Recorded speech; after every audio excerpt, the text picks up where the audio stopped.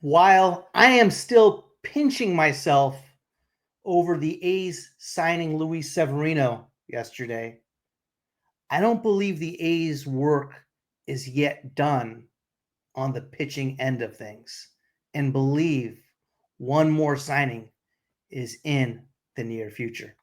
Today on Locked On A's.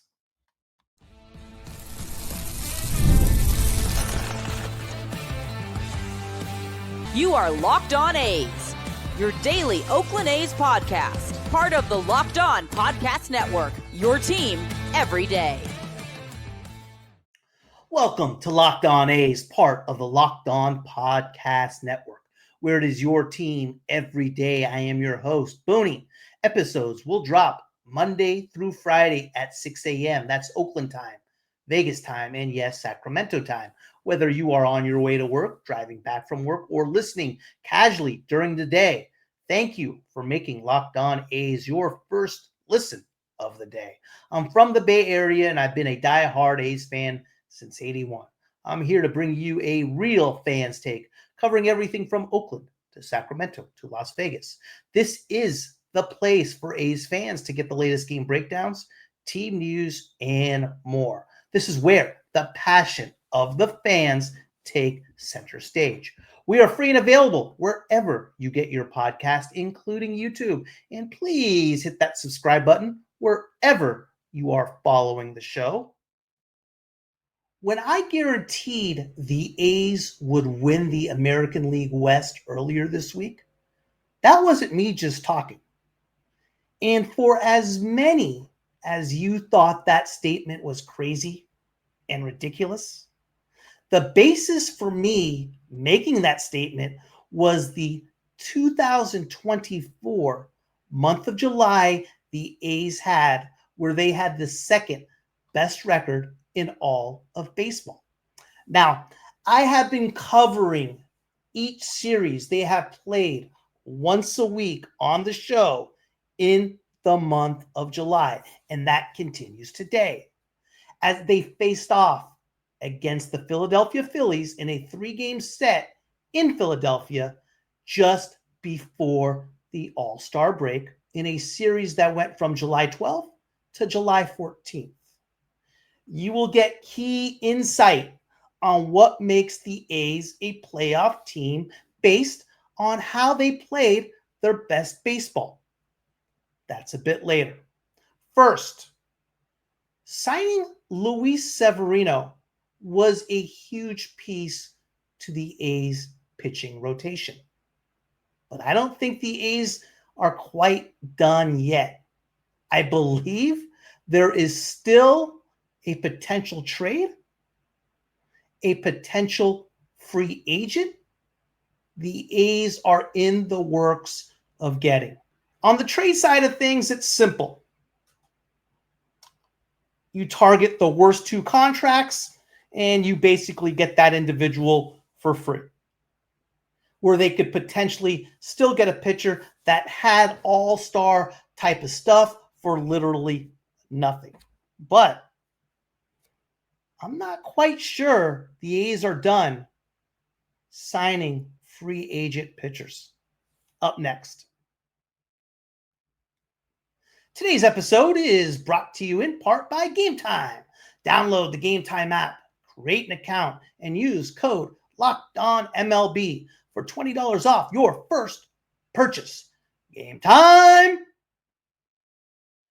As it stands right now, I see the A's pitching staff as J.P. Sears, Luis Severino, Joey Estes, Hogan Harris, and Osvaldo Bido.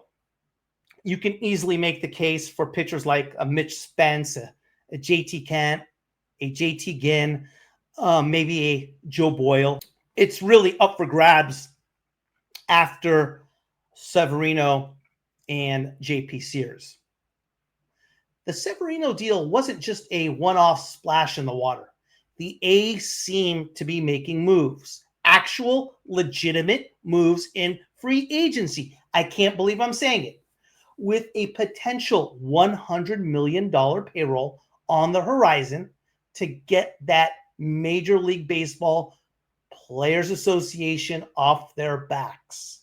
According to MLB Trade Rumors, the A's made a significant offer to Mets free agent pitcher Sean Manea, which tells us they might not be done. In fact, the A's have more flexibility than some might think. Despite the Severino signing, their payroll is still projected to be around $58 million, which leaves room for another major move. So the question is, what's next? One of the most fascinating aspects of this offseason is how the A's have managed their draft picks. Severino cost them their third highest pick, and now they've forfeited that selection. They're in a position where they can sign another qualified free agent without the same penalty. That means they can go after guys like Sean Manea, who they have already shown interest in, without losing another premium pick. And that's something to keep an eye on. Manea, who had his own ups and downs with the A's, but was a fan favorite during his tenure, could be a fantastic fit for this team again. Plus, if they add Manea, it would give them a solid left-handed presence in the rotation along Severino. That's a lot of upside for a team in a rebuilding phase for what feels like forever. Another name that would fall under the same category as Manea is Boston Red Sox starting pitcher and A's killer, Nick Pivetta, a free agent who turned down a qualifying offer as well. The A's are not done quite yet. And if they can sign one of these two free agents, maybe both, I don't believe they would be forced to make any type of trade for a bad contract, such as a Robbie Ray from the Giants or a Jordan Montgomery from the Arizona Diamondbacks. The A's are getting closer. And my guarantee for the A's winning the AL West is starting to have a little bit of validity to it. Speaking of validity, the A's 2024 month of July was as good as it gets. The second best record in all of baseball. And this was without the starting pitching that I'm talking about now. Let's review one of the key series in the month of July as the A's go to meet the Philadelphia Phillies, one of the best teams in baseball, up next. This episode is brought to you in part by Game Time. Take the guesswork out of buying MLB tickets and more with Game Time picks. I am looking to go to the Niners game this Sunday when they face off against the Chicago Bears at Levi Stadium. What I love about the Game Time experience is the all-in pricing feature where it shows you the total upfront of your ticket with no surprise fees at checkout. It's the only ticketing app that gives me complete peace of mind. Download the Game Time app, create an account, and use code LOCKEDONMLB for $20 off your first purchase. Terms apply. Again, create an account and redeem code LOCKEDONMLB for $20 off. Download Game Time today. Last minute tickets. Lowest price guaranteed. Game Time.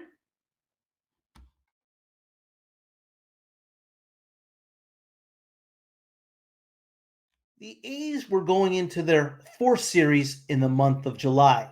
The A's are now 5-4. They swept the Angels at the Coliseum, but then dropped 2 of 3 against the Orioles. And on the first road trip of the year, they dropped 2 of 3 to the Red Sox. with the theme being consistency from starting pitching and hitters striking out too many times. Things don't get easier as they wrap up their 6-game road trip before the All-Star break against arguably the best team in all of baseball, Bryce Harper and the Philadelphia Phillies, and their 7 All-Stars. The Phillies set a record for sending 5 pitchers to the All-Star game in relievers Jeff Hoffman and Matt Strom as National League All-Stars. And the Phillies are sending 3 starters to the All-Star game in Zach Wheeler, Christopher Sanchez, and who the A's will face in Game 1 of this 3-game set in Ranger Suarez, the National League leader in ERA. This will be the 2nd consecutive game the A's go against a starting pitcher who is an all-star. In the last game in Boston, they faced Tanner Houck, and they did not fare well, to say the least. Houck absolutely shut the A's down. The A's countered with left-hander Hogan Harris, who skipped his last start as his wife was giving birth to their first child. He battled in his last start against the Orioles, going 5 innings and giving up 3 runs, taking the loss, but got out of some tough situations and kept the A's in the ballgame. Harris got in a pickle right off the bat in the first, walking 2 of the first 3 hitters. But with runners on first and second with 1 out, all-star Alec Boehm hit a shot that found the glove of Max Schumann, who doubled off Kyle Schwarber at second.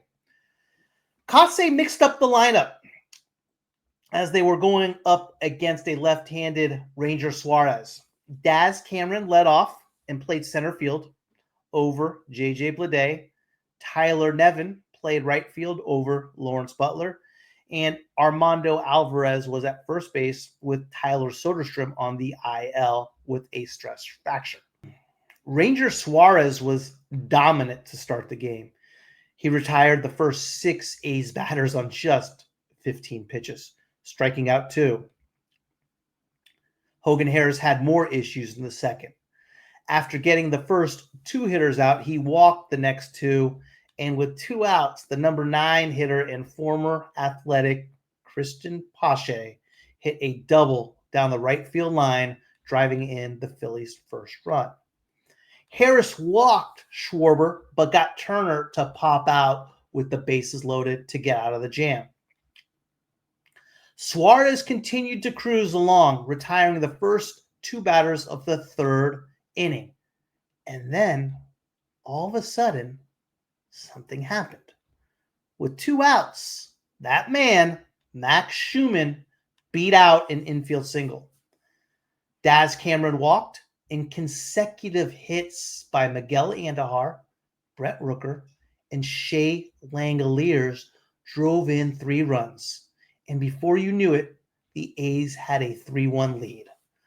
More trouble for Harris in the bottom of the 3rd, giving up a single to Harper, walking Boehm, but got Castellanos to hit into a 4-6-3 double play.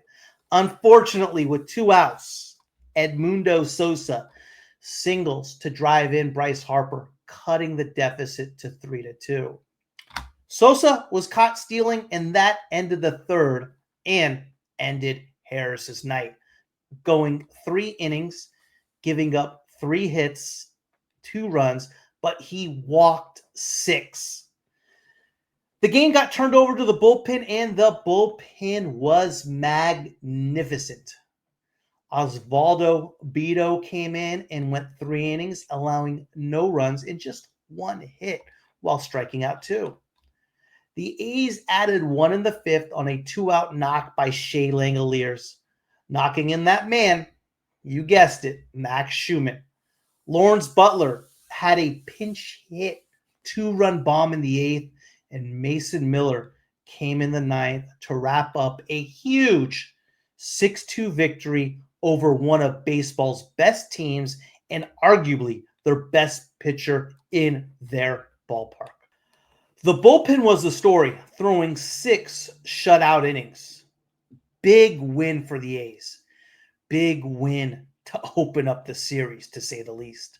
Game 2 of the series saw the Phillies put out Tyler Phillips on the mound, who was making his first major league start. Phillips was mostly a bullpen guy who was solid out of the pen for the Phillies. You would think it would have been an opportunity for the A's to get to Phillips early and possibly put themselves in a position to get up early. Again, Kotsay mixed up the lineup with Lawrence Butler getting moved to the leadoff spot. Zach Geloff batted second and Blade batted third, thus ending the Blade leadoff experiment. Seth Brown was at first and Daz Cameron started over Miguel Andujar in left. As he hit the ball decent in game 1, and Kotsay wanted to give him another opportunity out there. What has been consistent is Brett Harris at third base hitting 8th and Max Schumann at shortstop hitting 9th. This is one thing I do love about Kotsay. He gives guys a true opportunity to earn their shot. He's not just playing them 2 or 3 games, and if they don't perform, they're out of the lineup. He gives them ample time at a position and batting in a spot over a long period of time. Kotsay is truly giving Harris that opportunity to prove himself at third every day, which again is something I do love about Kotsay. A double by Rooker, a double by Seth Brown gave the A's a 1-0 lead in the second. But Nick Castellanos came back with a 2-run bomb in the bottom half of the second to give the Phillies a 2-1 lead. Geloff hit a solo bomb in the third to tie the game up. And after that, the Phillies bats got going as they roughed up A's starter Mitch Spence, who gave up an RBI double in the third, a solo homer and 2-run homer in the fourth to Johan Rojas and Trey Turner, as Spence only went 3 2/3 of an inning, giving up 6 runs, all earned on 5 hits, and he walked 5 as well. That's 11 walks by A's starters in just 6 2/3 innings over 2 games. It's just simply bad.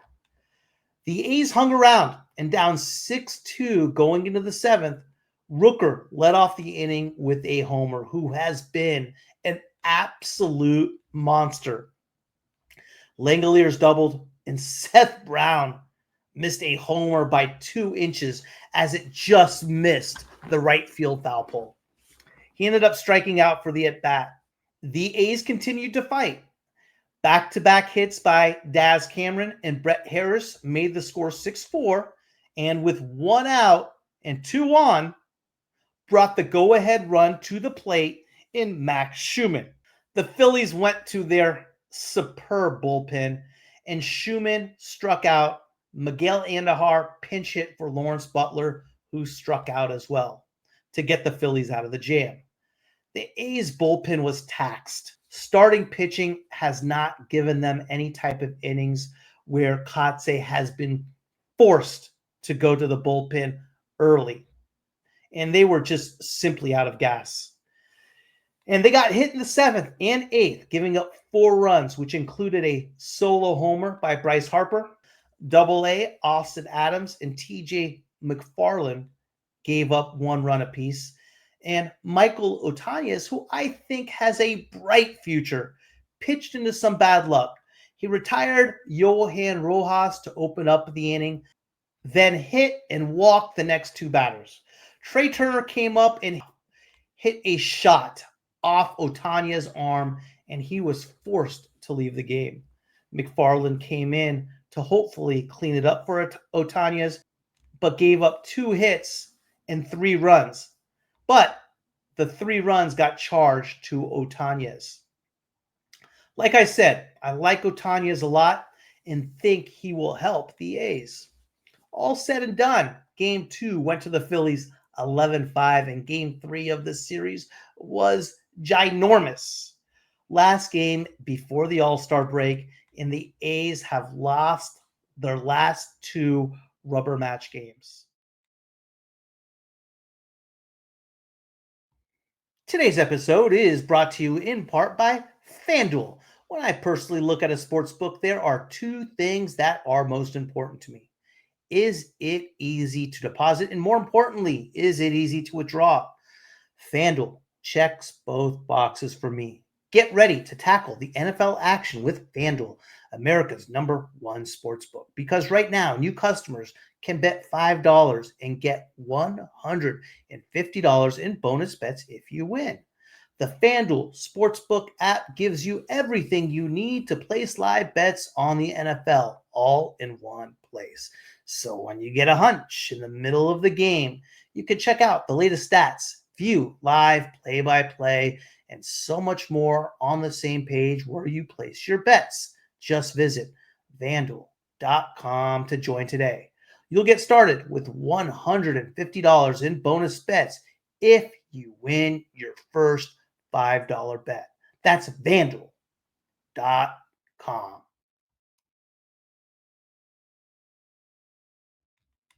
Going into the rubber match of the series in the last game before the All-Star break, this game was huge.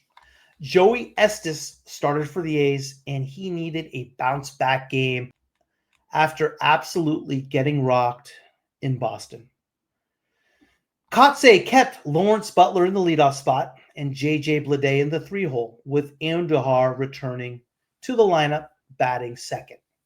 The A's mustered one hit through 3 innings, but hit the ball hard. The Phillies went with a bullpen game. Estes got off to a slow start, allowing a solo homer to Trey Turner in the first, and got Bohm to line out to right with 2 on and 2 outs in the third to keep the score at 1-0 going into the top of the fourth. With 1 out in the top of the fourth, J.J. Bleday, who has been slumping, came up to bat. He has only had 3 hits in his last 38 at-bats and finally doubled in the right field gap, bringing up Brett Rooker, who hit a mammoth 450-foot home run to center field, giving the A's a 2-1 lead.